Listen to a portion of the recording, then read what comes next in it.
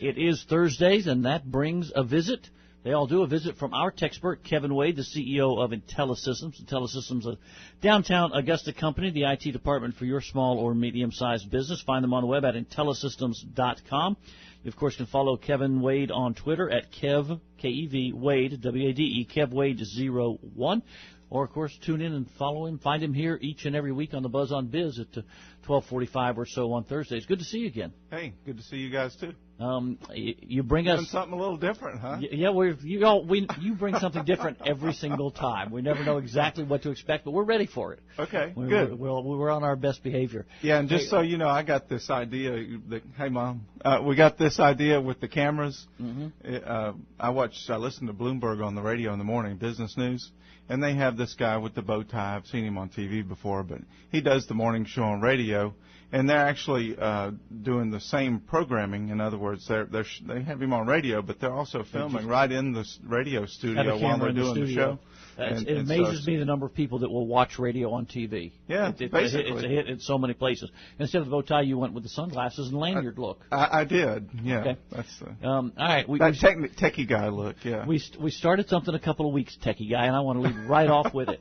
Our gadget, app, or website of the week. You're bringing us one. It could be a cool new gadget, a piece of hardware or something. Yep. It's an app that does fun stuff for us, or it's a website that we might find intriguing and interesting. Right. Let's lead off with that this week. And actually, it's kind of a variation of the QR codes that you've seen, in a sense, QR code readers, I should say.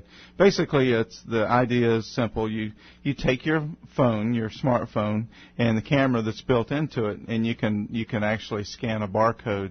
Let's say you go to Office Depot, you scan a barcode for a chair. Mm-hmm. Well, this app will actually take that barcode then, and it figures out what the item is, and then it just looks on the internet and figures out where near you, where that same item's offered, and what kind of price you would pay for it somewhere else even. Oh, so it's not telling me the price at said store. Well, it probably will based on the barcode. Yeah, it's $12.99 here, but we found it at $10.49 on the other side of town or something. You know, I actually take that back. I'm not sure they actually tell you what the price is at that store. Okay. But what it does is it has the information for that product, and so then it searches for that product out on the internet, and it tells you where you can find that item and at what price. So and the app is.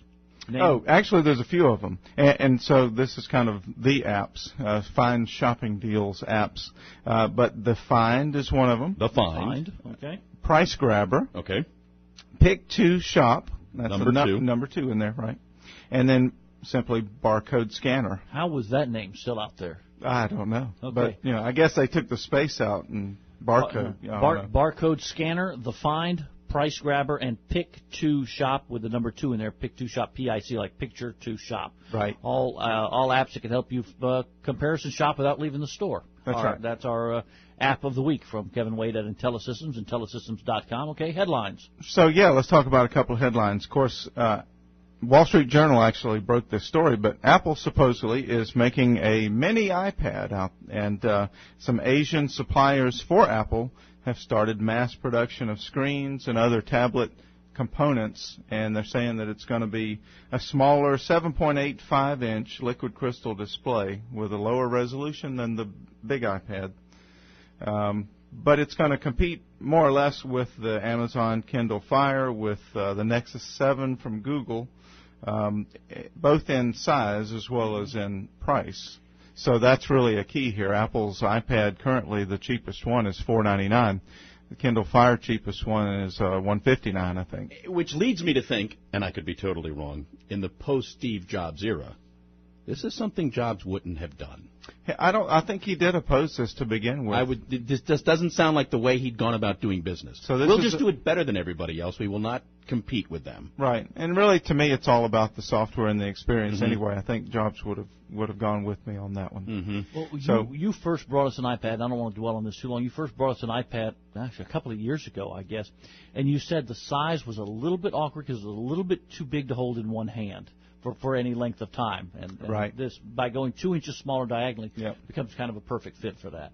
Bigger than an iPhone, smaller than an iPad. Yeah, you can actually hold it in one hand for watching a video for an hour and a half or something like that. Right. Okay, we'll watch for it. So, and I guess we need to talk a minute about HP. HP kind of disappointing here. They have a relatively new CEO now, Meg Whitman. She's actually the fourth in 10 years, which unfortunately has presented a problem for them. In fact, Meg Whitman this week had a conference call with shareholders, including the board, and just basically detailed some issues that HP is dealing with. She's been in there almost a year, and she does not see their situation getting better in terms of growing revenue and growing profits for at least a year. Yes. And basically going back to blame more or less the previous CEOs, Carly Fiorina 10 years ago purchased Compaq Computer Corporation. Leo Apotheker last year, he was fired last year, replaced or actually purchased Autonomy Corp.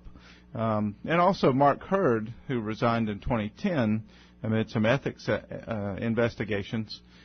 He was faulted for really not investing in HP and market, research and development type research things. and development. Right. I saw her speak this morning talking about it taking her about a year to get her arms around the issues. Right. And that she spent a lot of that time talking to their customers. Right. And she's now acting upon what those customers said to her. Yeah. But that, to your point, look for us to be profitable in 2014. It's a big ship. It's going to take a long time to turn it around. Well, if you Martin Reynolds at Gartner says the prospect of an extended turnaround actually raises questions about a breakup as well. We talked about a year ago the possibility of the PC division being split out.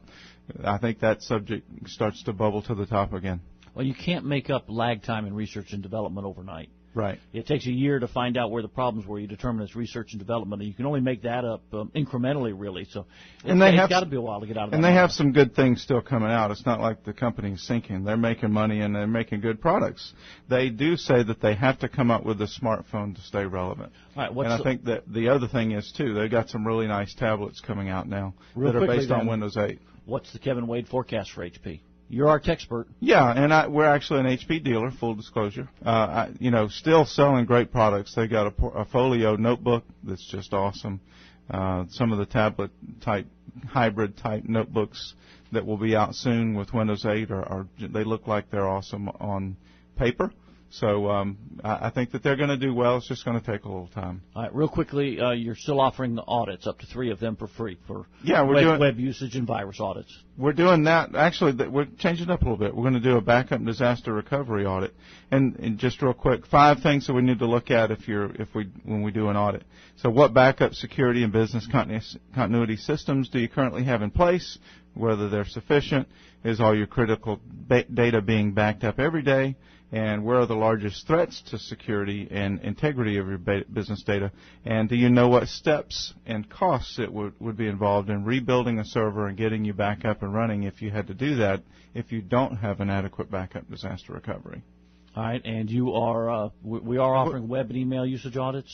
Yeah. Straighten me out real quickly there. Yeah, we're going to do 3 of both of those. Okay. The So we got 2 offers. Web and email usage audits. I'll do 3 more of those. Okay. But I want to do specifically 3 of these disaster recovery, backup disaster recovery audits as well. They generally take a little bit less time, but it's about I'd say an hour and a half. It's about a $250 value.